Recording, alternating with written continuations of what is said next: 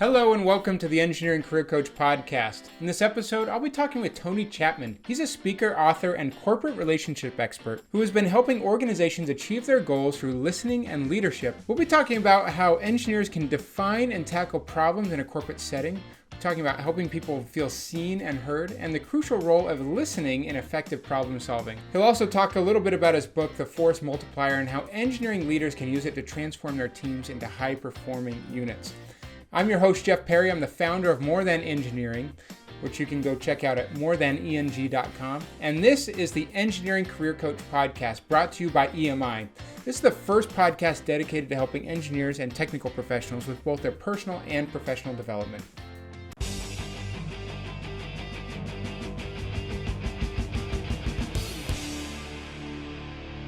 Now we'll jump into the main segment of the episode. Today I have with me Tony Chatman. Tony's a corporate relationship expert who helps organizations light up their culture. Tony, welcome to the Engineering Career Coach podcast. Hey, Jeff, thanks for having me. Tony, I'm excited. This whole idea of lighting up a culture, tell me a little bit more about that. Let's just jump right there. Sure. So we came to this realization about people at work. And that realization is that what people want more than anything else is to be seen. And so when people are seen, they shine. The more people are seen in their organization, the more they shine. Now, I'm going to tie this to a buzzword of today, engagement, right? We hear engagement all of the time, but I bet most people can't actually define engagement. They can give you some characteristics of it, but what is engagement really? And I'm going to give you the Tony Chatman simple version of here's what engagement really is. Engagement is a measure of how much people care. How much do they care? The more they care, the more they do. The more they care, the more they take ownership. The more they care, the more they help out. All of the things that we think of when we think of engagement, emotional and rational commitment, taking ownership, all those things are functions of how much people care. And people care when they are seen. There's an interesting survey that was done by this group called McKinsey. And they did what's called an attrition survey. They realized that half of employees who left in 2022, they left their job, 54% of them left their job because they did not feel valued or seen by their organization, and 52% because they didn't feel valued or seen by their manager. So I believe if we can create organizations where people feel seen, and we help leaders to actually help see their people, amazing things happen. That's awesome. So let's back up here because I want to dive into this, but I want to help our audience understand you just a little bit more. Tell us a little bit more about your background and how did you get into this idea of becoming a corporate relationship expert? Where did this come from for you? Sure. So I'm probably the person that people would have thought is least likely to become a professional speaker. My undergraduate studies was chemical engineering. Okay. Very good. So I'm a chemie. And after I got into the workforce, I realized something. As much as I was trained to do my work, and I was really prepared as an engineer to go into industry, what became my competitive advantage was my ability to build relationships at work. I got things done that others couldn't just because people knew me, liked me, and trusted me. I built relationships with clients and vendors in ways that others couldn't simply because of the relationships. Now, at the beginning, it was a little challenging, but I took on the challenge of saying, I am going to approach learning relationships the way I approached learning engineering. I want to become an expert in this area. I want to figure out what makes people tick, what excites people, what turns them off, and then be able to constantly beta test it in my own life to see if it works. And that really, I started to realize I wasn't unique in this area. Most people are trained to do a job, but they're not trained how to interact with people. And in fact, quite often their natural instincts betray them. So for me, that's when I began to take on this idea of a corporate relationship expert. I knew it was something that people needed, and it's something I devoted myself to studying. Okay, very good. And so when did you make that transition from your engineering career to now I'm going to go off and do what you're doing now? Yeah, there were about three other steps in between. So I worked with nonprofit and kind of rose up the ranks in nonprofit. And then I realized there's one big Achilles heel with nonprofit. It's nonprofit. Yeah. Um, I mean, it is what it is. So then a friend of mine and I, we started a business together that went well, then went through some challenges, and I realized it wasn't a good fit. And it was then that I went back and I surveyed my entire life and I said, looking at the very things I talked about a few minutes ago, but also consistently what has brought me success. And I realized it was primarily three things. It's my ability to connect the dots very quickly, my ability to communicate effectively, and my ability to build connections with people. And that's really when the transition took off. Yeah, that's awesome. Very cool. So want to go back to this idea of you're talking about engagement, people caring, but really tying it back to this idea of like people feeling seen and valued. What do you think is the disconnect between people being in a corporate role, having a job, but not feeling seen and valued in their role? Why do you think that happens? Oh my goodness. It happens for a few reasons. I think it partly happens because of corporate culture. There's just, regardless of whatever we think, people are at work to get a job done. And quite often, the job and the demands of the job and the challenges of the job overshadow the human dimension of work and the fact that we're still dealing with people. That's one. The second one, which I think is probably the biggest one, is most leaders are undertrained and underprepared to do their job. And here's what I mean. It's not their fault. Most people, they get in the workforce and they're contributors in some form or fashion. They're engineers, they're manufacturing, they do whatever.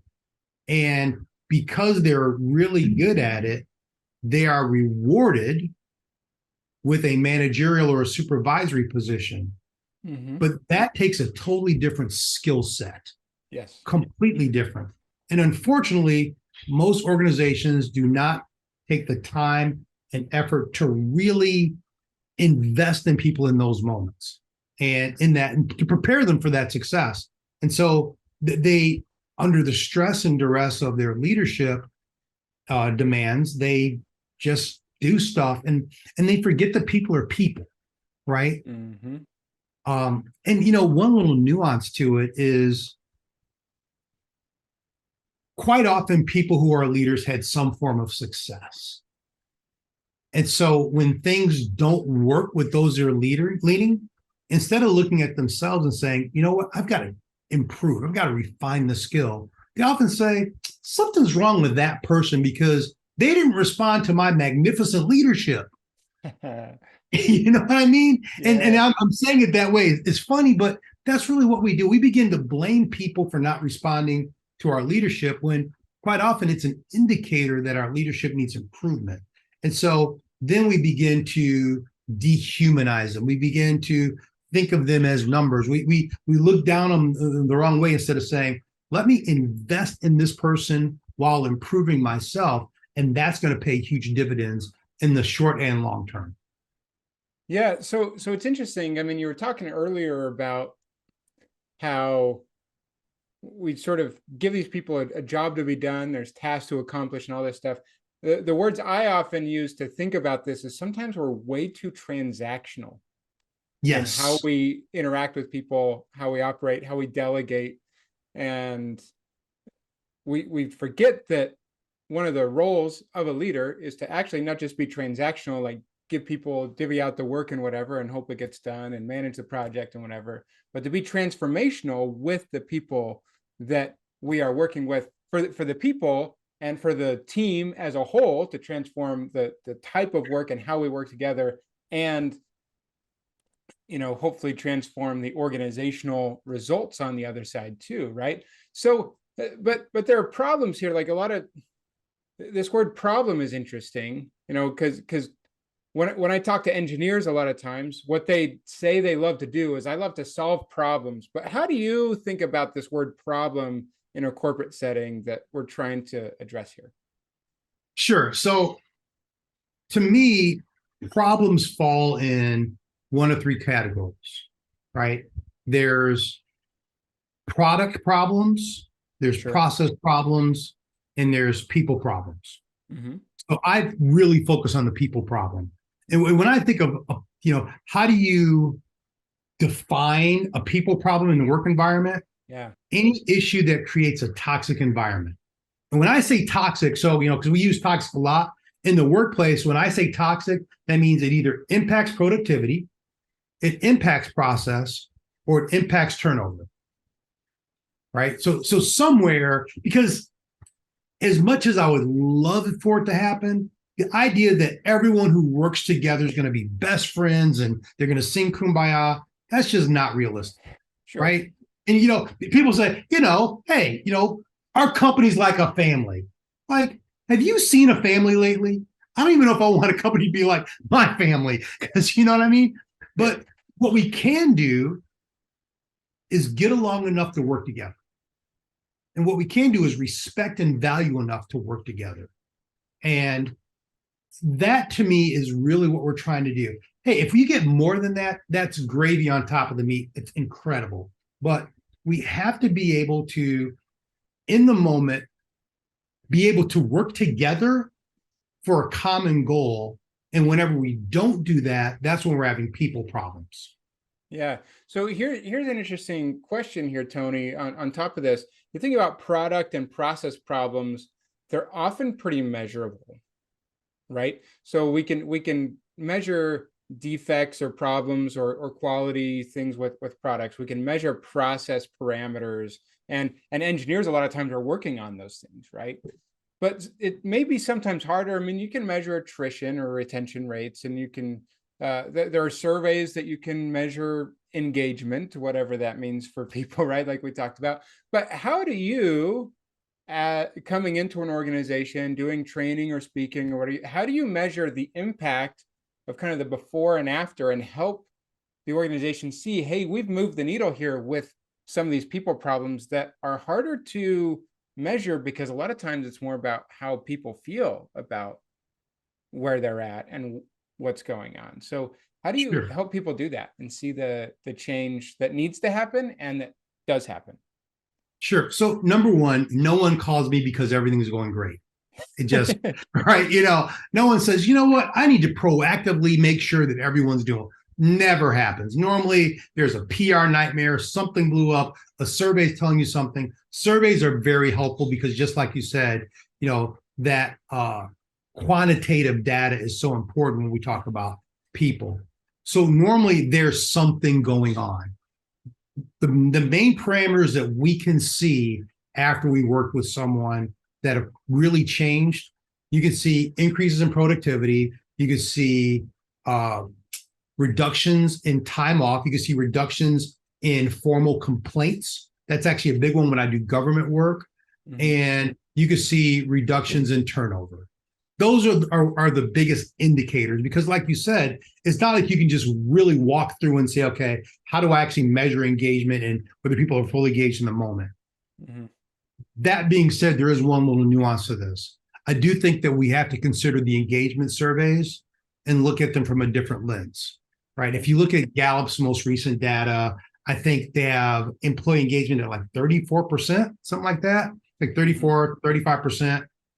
And, that's been up and down. I think it's gotten as high as 37. Yeehaw, 37. Right. That's it. Right. It's like in no other place in work or life would we accept that. Right. Yeah, no one would, except for like a baseball, like batting average or something, like, Right. Right. Yeah. But you if you went to the doctor and the doctor said, yeah, everything's great, but your heart's functioning at, 34%, you can go, cool. Right. Mm-hmm. You would expect more. And I think we've stopped expecting more. I think so. In my mind, I believe you can create environments in which 80, 90% of people are engaged. It is possible, and we've seen it happen. But then it takes this holistic shift in what's valuable. People are valuable. How am I going to focus? How am I going to make these tough decisions? There are going to be some people who are really effective at work and are incredibly toxic. What tough decision am I going to make with that person? These things have to happen so that you can actually get these measurable outputs. So, Tony, we were talking earlier about this idea of being seen, but also people want to feel heard and understood, right? So, a big part of that is being able to listen. What role do you feel like listening really plays in how organizations, teams, and leaders approach solving the problems that need to be addressed, whether that's the different types of problems, but especially on the personal side? Sure. So I think number one, not I think, number one, when it comes to actual conflict, if you've ever been married or in a long-term relationship, you know that whatever the issue being argued about is not the real issue, right? There's all of these underlying issues, and this is really just the tipping point that's showing right now. And yet that can really trip people up if they focus on what appears to be the issue versus what the real issue is. So in those moments, it's really important to begin to ask questions and to really listen and to listen to what people say are the real triggers, because people will begin to tell you in that way, but you have to pay close attention. I think on a grander scale, here's where listening pays big dividends. Organizations or organizational problems don't just come out of nowhere, right? They go kind of DEFCON 1, DEFCON 2, DEFCON 3. They work their way up.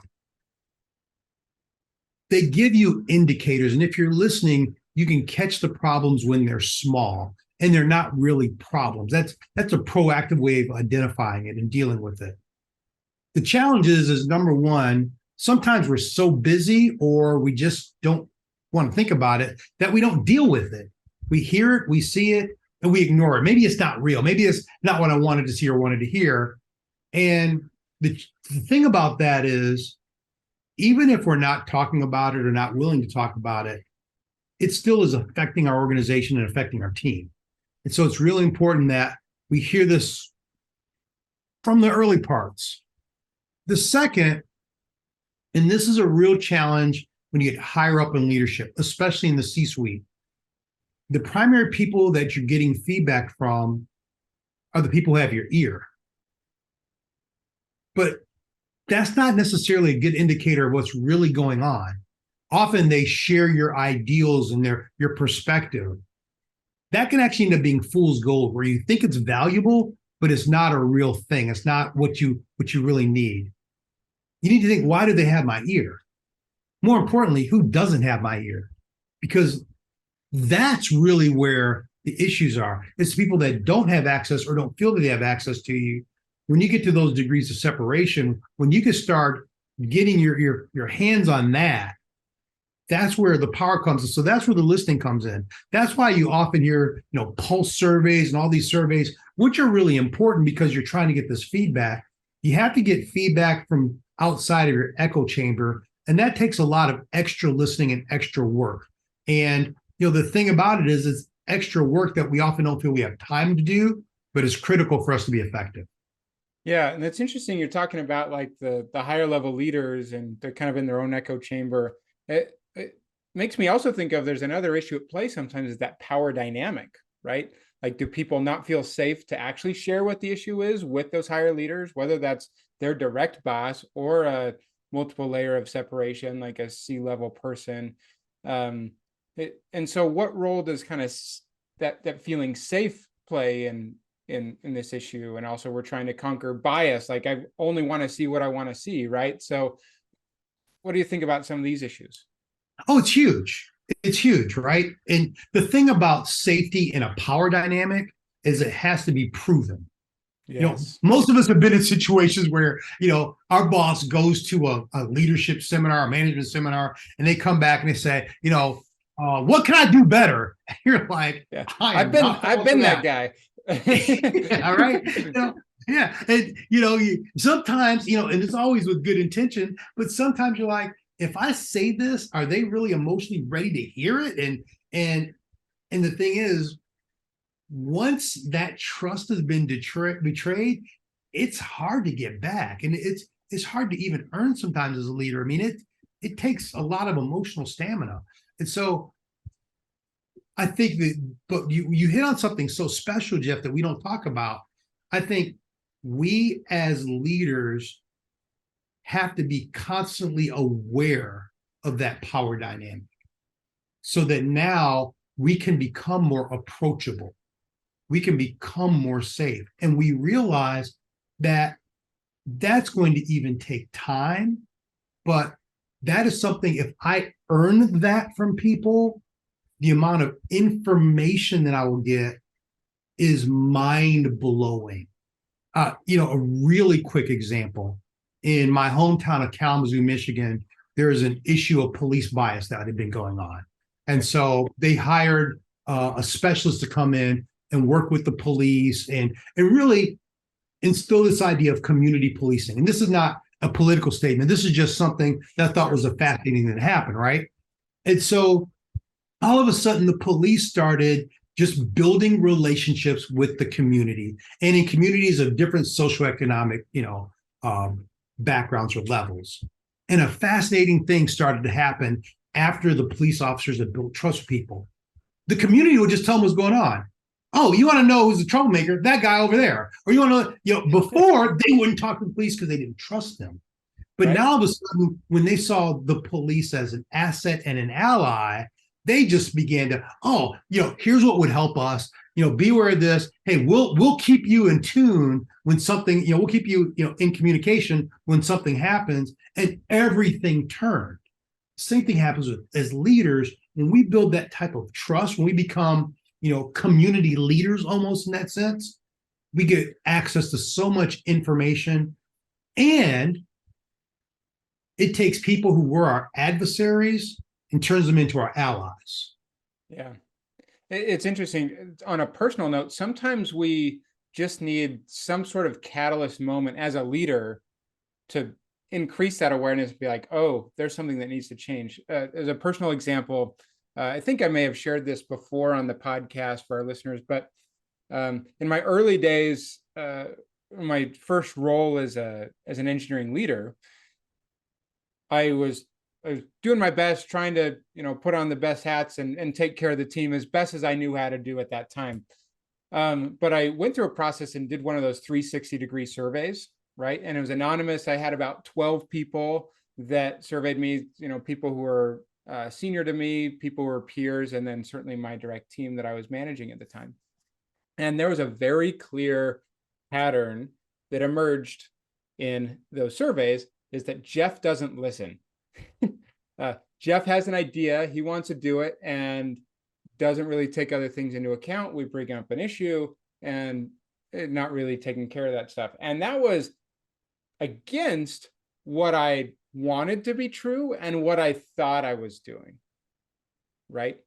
But for whatever reason, I wasn't creating the culture and the environment where they could actually feel safe to share that with me. It needed to come anonymously, but it was a catalyst, which then allowed me to have some more frank conversations and be more open to really hearing and listening to them, to the point that in all of our team areas and on my laptop and everywhere I went, I put a sticky note that said, listen. I put other things, and I asked them to hold me accountable, like, hey, if I'm not listening, and over time they did. It was really cool to be like, hey, Jeff, right now you're not listening. And I was like, okay. I validated them stepping up like I had asked them to do, to call me out when I needed that. But it took time to make that shift and start building that trust that they could actually call me out, and that I was truly listening, that I was really changing for them in that way. So sometimes we just need some sort of catalyst to increase that awareness so that we can really move forward together in some of those ways. So yeah, and that, number one, that's a great story, and bravo to you, because unfortunately, when many people get that feedback, they don't have the same response. Yeah. And the fact that you had the response of saying, wait a second, this is not what I want to project. This is not what I want to communicate. Let me take some, actionable steps, and let me stick with it, even when it's uncomfortable. That's huge. And unfortunately, it's not the norm. I wish it was, and we want to make it the norm, but that's huge. Now, I appreciate you sharing that. Yeah. So Tony, to turn to a different topic here for just a moment. I know you wrote a book called The Force Multiplier. I want to understand a little bit more about what that's about, and talking to engineers and engineering leaders here. How do you feel like the principles in there can help them transform teams into high performance teams and units? Sure, sure. So, quick story about the force multiplier and how it got its name. Sure. I was with a close friend, and I do mean close friend, who I found out was being once again deployed to Afghanistan. And so we had a party for him. It was a going away party. It was a we'll take care of you party. He was going to stay in touch party. And so, we ate, we drank, we laughed. And there was a point in time which we went around the room and we all shared. And there was a person I was waiting to hear from because he'd been to a lot of what he coined these deployment parties before. He's a high-ranking officer. He's actually now a colonel in the Army. And what he said blew me away because he said, you're what I call a force multiplier because by your very presence, you bring out the best in everyone and everything around you. And I was floored. I'd never heard that before because often when people define leadership, they take one small facet, leaders make other leaders. Leaders have followers. Leaders turn the ship. But rarely did I hear people say, because a leader is there, everyone's better. And I went back and I thought, that's what leadership in its essence needs to be, is a leader's role is to free everyone up and make them better so that they can do what they couldn't do if that leader wasn't there. And so that was the essence of this idea of a force multiplier. And the idea behind the book, there's really two ideas. One is the idea of making sure that people are seen, like I said. But number two, because at that time, I had pretty much traveled the country speaking about leadership and teaching and training and the whole thing. And I saw some very consistent patterns. And what was interesting is the same patterns that were there for entry-level leaders were there for senior level leaders. There were just some foundational things that I said, we got to be able to address these. And so basically I approached the book as though it was a training. There's some theory in it, but it's really a how-to book. How do you lead people? How do you understand personalities? How do you delegate? It's all the things that I wish someone had trained me when I first, failed at leadership, because my first time was a mess, right? I had to go back and really learn.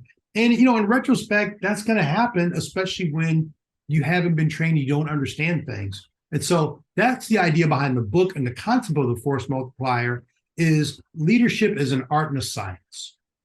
And if you look at the science part of it, there are some very foundational things that we all need to do that will help us become better leaders, and they'll help us become better leaders at every level of leadership we can be in. Yeah, excellent.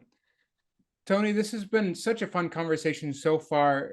At this point, we're going to transition to our Take Action Today segment of the show, where we'll get there and we'll get one final piece of actionable advice for our listeners. We'll be right back with that segment.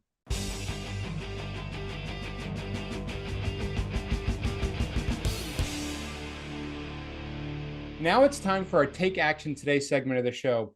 Tony, we've talked about a number of different things, and one of the things we talked earlier on was about the idea of engagement. Now, for those of our audience who are listening, who are trying to improve the engagement in themselves and their teams and their organizations, what would you give them to do to improve that engagement? Sure. What I would say is, in every interaction, and this sounds simple, remember you're dealing with human beings. And I say this because quite often we do things because it's the way we've always done it, or it's the way it should be done. But here's an example. Two things I often teach. I say, you have to deal with poor performance when it happens and poor attitudes, and you should give recognition when people do a great job, okay? Because we focus on one but not the other. But here's what happens. For most of us, we have employees who are really high performers, right? They can just do more. They have a higher capacity than others. So what do? We give them more to do, right? Because they have the capacity. But think about what I just said. We're literally punishing them for being good. And unless we go back and say, okay, I'm going to give you this but I'm going to communicate this in a way. I'm going to make sure there's other recognition, there's other perks, there's something. If not, they will feel like you're punishing me. And I've seen this over and over again. And the end result ends up being your high performers are no longer high performers because we forgot that they were people. So just remember that they're people and think about how would you feel in this moment? Not that you're always the benchmark, but it'll help you to humanize every interaction. Yeah, that's great. The idea that remembering people are people. We're not machines. We're not computers. We are people, and treating everyone like that matter. And so we need to treat them as such. So, Tony, such a fun conversation. Thanks so much for being on the show. If people are interested in connecting with you, learning more about your work or your book or anything, where would you point them? Sure. The first thing I'd say is go to my website. If you can spell my name, Tony Chatman, C-H-A-T as in Tom, M-A-N, TonyChatman.com has links to all my social media, has links to my book on Amazon, my speaking engagements, all of that stuff. That's really the HQ of everything is at TonyChatman.com. Okay, perfect. Thanks so much for being here. We look forward to connecting some more and wish you nothing but continued success in all the work that you do. Thanks so much. Thanks so much for having me, Jeff. This was a fantastic conversation. I hope you enjoyed the episode today. We would love to hear your feedback, comments, and questions. You can go to engineeringmanagementinstitute.org where you'll find a summary of the key points discussed in the episode, as well as links to any of the resources or websites that we mentioned during the episode. And don't forget to check out any upcoming live webinars for this month at the website as well. Additionally, for any engineers who feel like they need extra help taking the next career step or finding clarity in their careers, I've created some free training resources with an opportunity to join a more intensive program called the Engineering Career Accelerator. You can find more information at engineeringcareeraccelerator.com, or you can go grab my Career Clarity Checklist found at www.engineeringcareeraccelerator.com/career-clarity. Until next time, I wish you the best in all of your engineering endeavors.